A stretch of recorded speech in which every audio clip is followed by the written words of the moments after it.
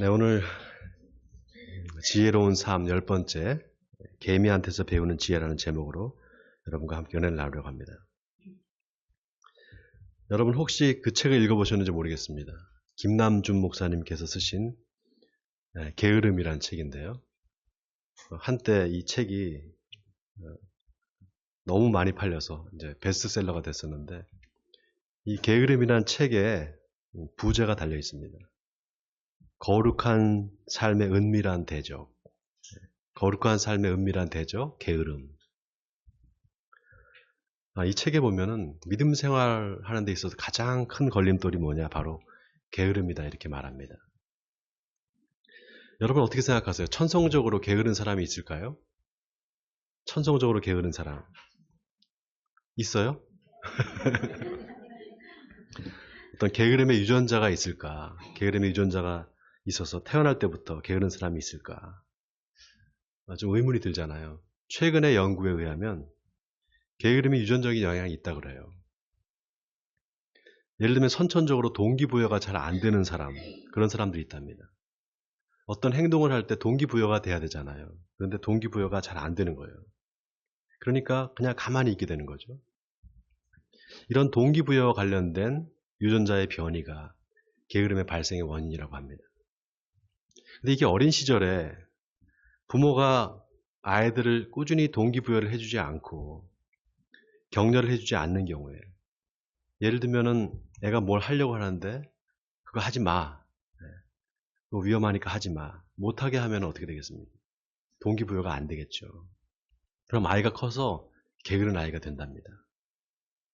그러니까 후천적으로 환경의 영향이 더 큰 거죠.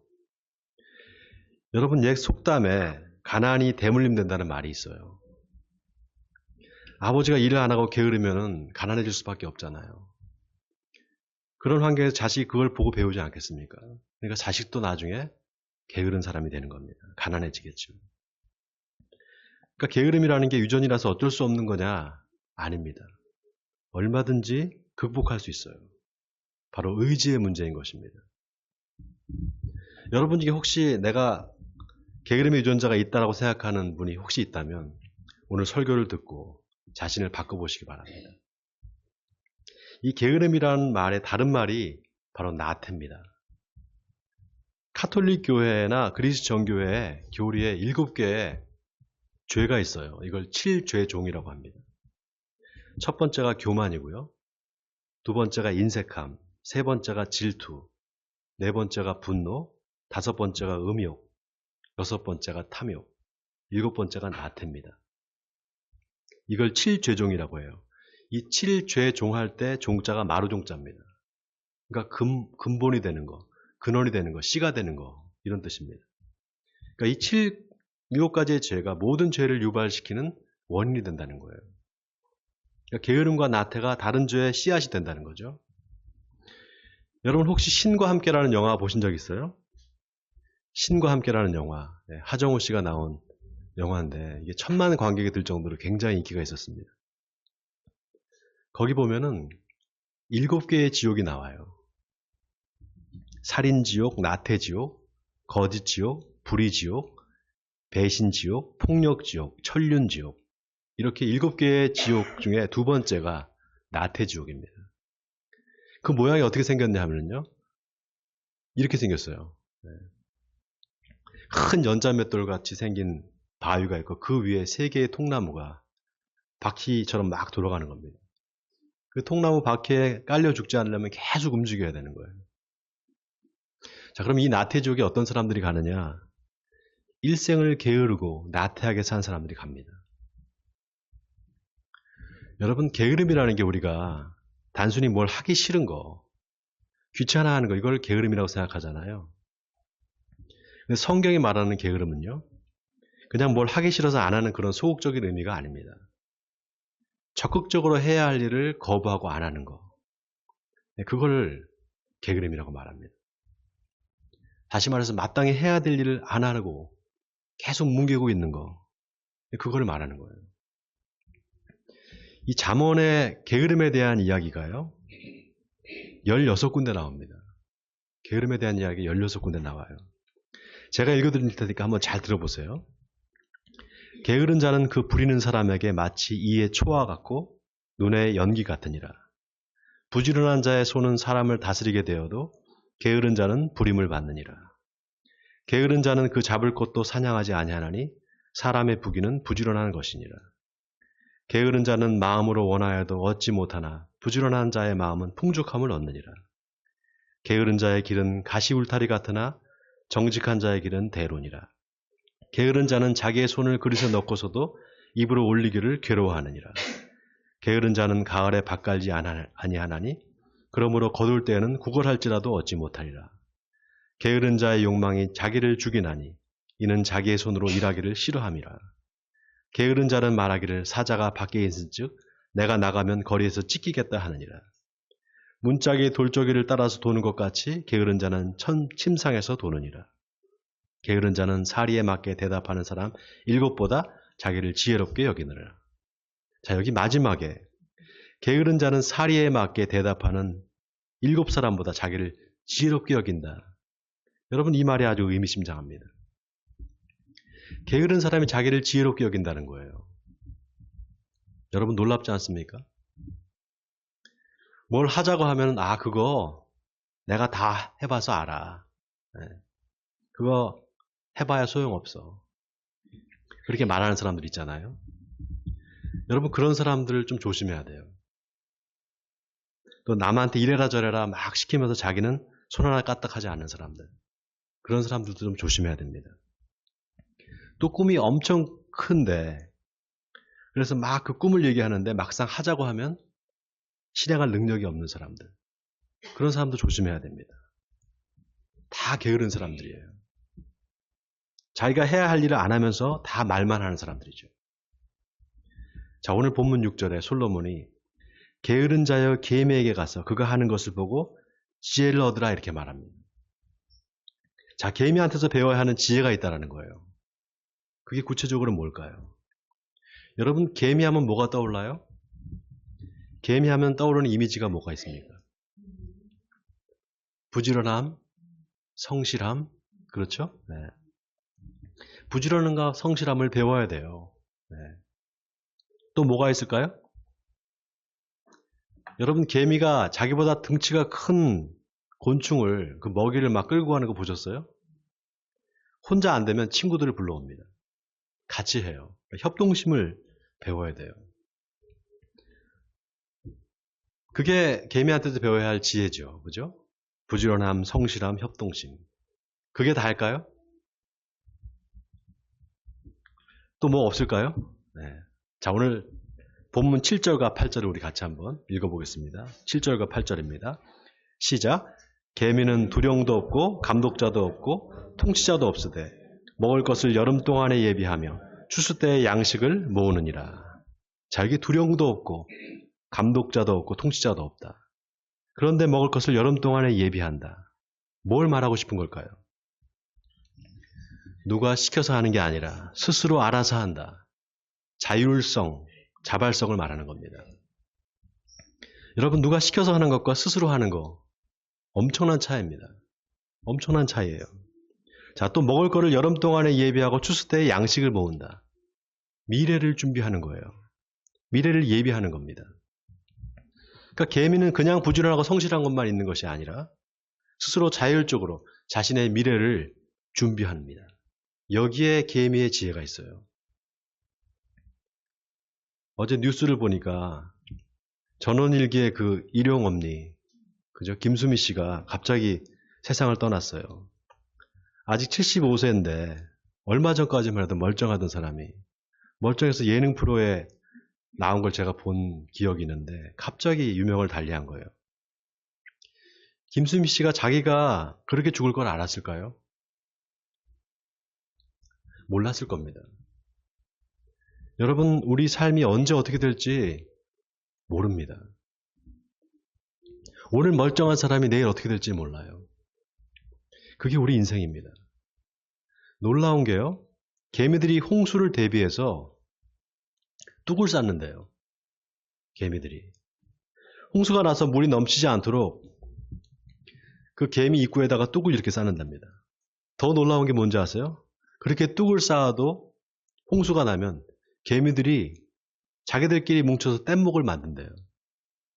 몸으로 이렇게 뭉쳐서 뗏목을 만들어서 친구들을 건네준답니다.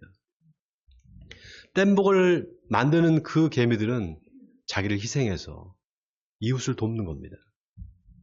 동료를 살리는 거예요. 더 놀라운 게 뭔지 아세요? 개미가 위장이 2개가 있대요. 하나는 자기를 위한 거고요. 자기 생존을 위한 거고, 다른 하나는 친구를 위한 거랍니다. 자기만 살려고 하지 않고 이웃을 살리는 거예요. 그러니까 개미들이 사람보다 나아요. 누가 시키지 않아도 스스로 위험을 대비하고 미래를 준비하는 거죠. 그 개미한테 가서 개미가 하는 것을 보고 배우라는 겁니다. 자, 다 같이 본문 또 9절에서 11절까지 우리 한번 같이 읽어보겠습니다. 9절에서 11절까지입니다. 시작. 게으른 자여, 네가 어느 때까지 누워있겠느냐? 네가 어느 때에 잠에 깨어 일어나겠느냐? 좀 더 자자, 좀 더 졸자, 손을 모으고 좀 더 누워있자 하면 내 빈궁이 강도같이 오며 내 곰핍이 군사같이 이르리라. 자, 좀 더 졸자, 좀 더 자자, 손을 모으고 좀 더 누워있자 하면 내 빈궁이 강도같이 오며 내 곰핍이 군사같이 이르리라. 이 말씀이요, 잠언서 24장에 또 나와요. 우리 다 같이 한번 성경을 찾아볼까요? 잠언서 24장입니다. 24장 30절에서 34절까지인데요. 잠언서 24장 30절에서 34절까지 우리 찾아서 같이 한번 또 읽어보겠습니다. 네, 24장 30절에서 34절까지 찾으셨으면 같이 읽겠습니다. 잠언서 24장 30절에서 34절까지. 자, 같이 읽겠습니다. 시작. 내가 게으른 자의 밭과 지혜 없는 자의 포도원을 지나며 본즉 가시덤불이 그 전부에 퍼졌으며 그 지면이 거친 풀로 덮였고 돌담이 무너져 있기로 내가 보고 생각이 깊었고 내가 보고 훈계를 받았노라. 내가 좀 더 자자, 좀 더 졸자, 손을 모으고 좀 더 누워있자 하니 내 빈궁이 강도같이 오며 내 곰핍이 군사같이 이르리라. 여러분, 이 말씀이 아주 의미심장한데요. 이게 솔로몬의 자기 경험을 적은 겁니다. 솔로몬이 게으른 자의 밭을 지나가다 보니까 가시덤불이 무성하게 덮였더라는 거예요. 그걸 보면서 생각이 깊어졌다는 겁니다. 자, 솔로몬이 무슨 생각을 했을까요? 여러분, 성경이 기가 막힌 게 바로 이런 겁니다. 마치 그림을 그릴 때 여백을 남기는 것처럼 읽는 사람으로 하여금 생각할 시간을 주는 거예요. 여러분이 지금 게으른 사람의 밭에 있다고 생각해 보세요. 여러분, 오늘 본문을 잘 보세요. 이게 그냥 땅이 아니에요. 30절에 보면 내가 게으른 자의 밭과 지혜 없는 자의 포도원을 지나며 본즉 그랬습니다. 그냥 땅이 아니라 밭이고요. 또 포도원이에요. 밭에는 뭐라도 심어야 되잖아요. 그래야지만 수확을 할 수 있잖아요. 근데 아무것도 심지 않고 그냥 내버려 두니까 어떻게 됐느냐? 가시덤불이 나고 거친 풀이 덮였다는 겁니다. 또 성경의 포도원은 하나님의 자녀 이스라엘 백성들을 말합니다. 근데 포도원에 돌담이 무너져 있다는 거예요. 그러니까 포도밭이 어떻게 됐겠어요? 포도밭이 돌밭이 되어 있는 거죠. 여러분, 이쯤 되면 뭐 생각나는 성경 구절 없습니까? 뭐가 생각나지 않아요? 예수님의 비유가 생각나지 않습니까? 씨 뿌리는 자의 비유가 생각나잖아요. 씨 뿌리는 자가 씨를 뿌리러 나가서 뿌릴새 더러는 길가에 떨어짐에 새들이 와서 먹어버렸고 더러는 돌밭에 떨어짐에 흙이 깊지 않아서 싹이 나오나 해가 돋은 후에 타서 뿌리가 없어서 말라버리고 더러는 가시떨기 위에 떨어짐에 가시가 자라서 기운을 막았고 더러는 좋은 땅에 떨어짐에 어떤 것은 100배, 어떤 것은 60배, 어떤 것은 30배로 결실하였느니라. 예수님의 씨 뿌리는 비유가 생각나잖아요. 여러분, 예수님의 이 비유에서 씨가 뭡니까? 하나님의 말씀이죠. 밭은 사람의 마음이에요. 그래서 하나님의 말씀을 듣고 깨닫지 못하면 새가 와서 그 마음에 뿌려진 씨를 빼앗아간다 이렇게 말합니다. 하나님의 말씀을 빼앗아간다 이 말이에요. 이건 길가에 뿌려진 씨입니다. 또 돌밭에 뿌려졌다는 건 말씀을 듣고 즉시 기쁨으로 받으나 그 속에 뿌리가 없어서 잠시 견디다가 말씀으로 인하여 환난과 박해가 오면 넘어지는 자다. 또 가시떨기에 뿌려졌다는 건 말씀을 들으나 세상의 염려와 재물의 유혹에 말씀이 막혀서 결실하지 못한다. 그러나 좋은 땅에 뿌려졌다는 건 말씀을 듣고 깨닫는 자니 결실해서 100배, 60배, 30배로 결실한다. 여러분, 예수님의 이 비유와 솔로몬의 잠언 24장이 서로 연결됩니다. 그러니까 게으른 자의 밭이 그냥 밭이 아닌 거예요. 또 어리석은 자의 포도원도 그냥 포도원이 아닌 겁니다. 둘 다 하나님의 말씀이 뿌려져야 할 밭이에요. 그 밭에 지금 전부 가시덤불이 덮여 있는 거예요. 거친 풀로 덮여 있는 겁니다. 또 돌담이 무너져서 돌짝밭이 되어 있는 거예요. 바로 하나님의 자녀인데 그 마음밭이 기경이 되지 않아서 엉망진창의 상태를 말하고 있는 겁니다. 그러니까 게으른 자의 그 게으름이 육체적인 게으름만이 아니라 영적인 게으름이다 이런 걸 말하고 있는 겁니다. 여러분, 우리 몸과 마음이 하나로 연결되어 있어요. 몸이 병들면 마음에도 병이 듭니다. 그 반대로 마음에 병이 생기면 몸도 아프게 돼요. 몸과 마음이 다 건강해야 건강한 겁니다. 여러분, 건강하게 살고 싶으시죠? 건강하게 살고 싶으시죠? 그러면 자꾸 몸을 움직여야 돼요. 한 살라도 젊을 때 자꾸 움직여야 됩니다. 움직이지 않고 가만히 있으면 금방 치매에 걸립니다. 영적인 원리도 똑같아요. 말씀 보지 않고 기도하지 않으면 금방 영적인 치매에 걸립니다. 여러분, 한 달만 기도 안 해보세요. 한 달만 말씀 안 읽어보세요. 금방 믿음이 바닥이 납니다. 게으름의 문제가 얼마나 심각한가. 예수님께서 하신 또 하나의 비유가 있어요. 바로 달란트의 비유입니다. 여러분 다 아실 거예요. 5달란트 받은 종, 2달란트 받은 종, 1달란트 받은 종이 각각 장사를 해서 5달란트 받은 종은 5달란트 남기죠. 2달란트 받은 종도 2달란트를 남깁니다. 그런데 1달란트 받은 종은 땅에 묻어놨다가 주인이 오니까 자기가 받은 1달란트는 다시 돌려줍니다. 여러분, 이 달란트 비유가 오늘 본문의 게으른 자여 계매에게 가서 그가 하는 것을 보고 지혜를 얻으라, 이 말씀과 똑같은 말씀입니다. 여러분 잘 보세요. 계미는 두령도 없고 감독자도 없어요. 통치자도 없지만 먹을 거를 여름 동안에 예비해서 추수 때 양식을 모은다고 했어요. 주인이 종들한테 달란트를 주고 외국으로 떠났습니다. 두령도 없고 감독자도 없어요. 통치자도 없어진 겁니다. 그런데 5달란트 받은 종, 2달란트 받은 종은 자기가 받은 걸로 열심히 장사를 해서 배를 남긴 거예요. 그런데 1달란트 받은 종은 어떻게 했습니까? 땅에 묻어놓잖아요. 나중에 주인이 오니까 뭐라고 합니까? 주인이여, 당신은 굳은 사람이라 심지 않은 데서 거두고 해치지 않은 데서 모으는 줄을 내가 알았으므로 두려워하여 나가서 당신의 달란트를 땅에 감추어 두었나이다. 보소서, 당신의 것을 가지셨나이다. 이렇게 말하잖아요. 그때 주인이 뭐라고 말합니까? 이 악하고 게으른 종아. 주인이 1달란트 받은 종을 악하고 게으른 종아. 단순히 게으른가 아니라 악하다는 거예요. 악하고 게으른 종아 그랬습니다. 자, 그걸로 끝나지 않습니다. 주인이 뭐라고 말합니까? 네가 나를 심지 않은 데서 거두고 해치지 않은 데서 모으는 줄로 알았느냐? 네가 그런 사람으로 나를 생각했느냐? 그렇다면 네가 마땅히 내 돈을 추리하는 자들에게 맡겼다가 내가 돌아와서 내 원금과 이자를 받게 했어야 되는 거 아니냐? 그러면서 그가 가진 1달란트를 뺏어서 10달란트 가진 자에게 주라 그럽니다. 그러면서 뭐라고 말합니까?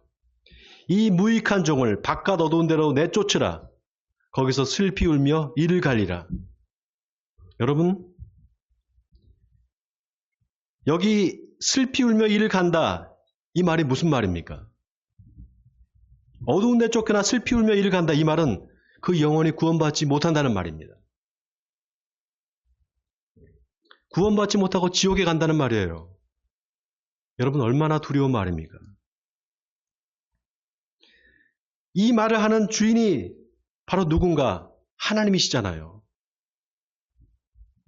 여러분, 오늘 솔로몬이 말하는 게으름이라는 게 그냥 귀찮아서 소극적으로 뭘 할 거를 안 하고 그냥 귀찮아하고 안 하는 거, 그게 아닙니다. 적극적으로 마땅히 해야 될 일을 하지 않는 걸 말하는 거예요. 한 달란트 받은 종이 왜 악하고 게으른 종이냐? 자기가 못할 거면 은행에 맡겨서 이자라도 받게 해야 되는데 그것조차 안 한 거예요. 그냥 뭉개고 앉아 있었던 겁니다. 아니, 왜 나한테는 한 달란트만 주지? 다른 사람한테는 2달란트, 5달란트 주는데 기분 나빠서 못하겠네. 왜 그런 사람들 있잖아요. 세상 참 불공평하다. 저 사람은 무슨 복을 받아서 저렇게 좋은 집에서 태어나서 저렇게 잘 사는데 난 이렇게 힘들게 사느냐. 맨날 남하고 비교하면서 자기의 게으름을 정당화하는 사람들이 있습니다. 여러분, 하나님이 얼마나 공평하신 분인지 몰라요. 달란트 비율을 잘 보세요.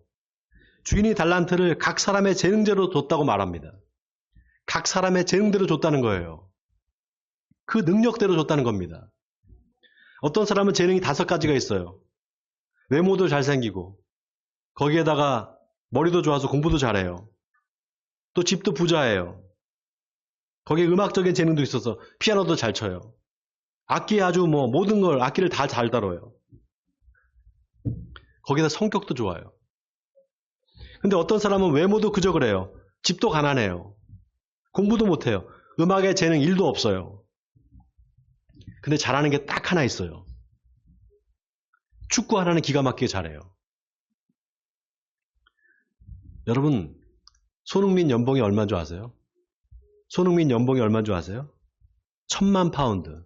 1년에 150억이에요. 1년에 150억이랍니다. 손흥민이 5가지 재능 있는 사람이 부럽겠어요? 여러분, 하나님이 사람들마다 한 가지씩은 다 재능을 주셨습니다. 그거 인정 못하세요? 한 가지씩 재능은 다 주셨어요. 또 5가지 재능 있는 사람이나 한 가지 재능밖에 없는 사람이나 똑같이 하루는 24시간입니다. 그리고 정말 중요한 거, 이 땅에서의 삶이 영원하지 않다라는 거예요. 여러분, 왜 솔로몬이 개미한테 가서 지혜를 배우라고 했을까요? 개미가 먹을 것을 여름 동안에 예비하고 추수 때 양식을 모으기 때문이다. 그렇게 말했잖아요. 자, 추수 때 양식을 모은다. 이 말이 얼마나 의미심장한 말인지 모릅니다. 그냥 하는 말이 아니에요. 여러분, 성경에서 추수 때는 심판을 말하는 거예요.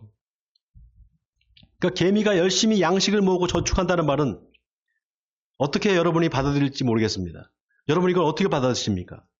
나중에 늙어서 자식들한테 손 안 벌리고 자식들을 힘들게 하지 않으려면 내가 돈을 모아서 노후 준비를 좀 열심히 해야 되겠다. 그렇게 들리십니까? 여러분, 그렇게 들으면 안 돼요. 그런 뜻이 아닙니다.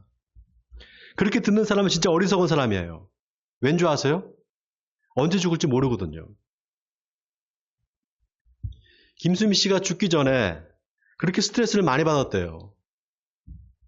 어디 연극에 출연을 했는데 출연료를 못 받았답니다. 그래서 소송 중이었대요. 여러분, 우리 인생이 그런 거예요. 언제 어떻게 될지 몰라요. 예수님의 비유에 어떤 부자가 자기 밭에 곡식이 익어가는 걸 보면서 뭐라고 말합니까? 이제 내 창고를 저거를 작은 걸 헐고 큰 창고를 새로 지어야 되겠다. 그때 예수님이 뭐라고 말합니까?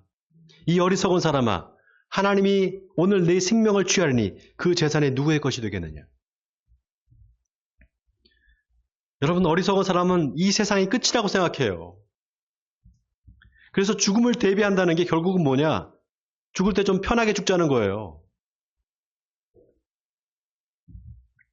그런데 지혜로운 사람은 죽음 이후를 대비합니다. 예수님이 제자들한테 하신 말씀 중에 아주 중요한 말씀이 있어요. 나는 너희가 알지 못하는 양식이 있느니라. 양식이 있다라는 거예요. 그 양식은 바로 나를 보내신 이의 뜻을 행하며 그의 일을 온전히 이루는 것이니라, 이렇게 말했습니다. 그래서 이 추수 때 양식을 모은다는 거는 그걸 개미한테서 배우라는 이 말이 얼마나 기가 막힌 말인지 몰라요.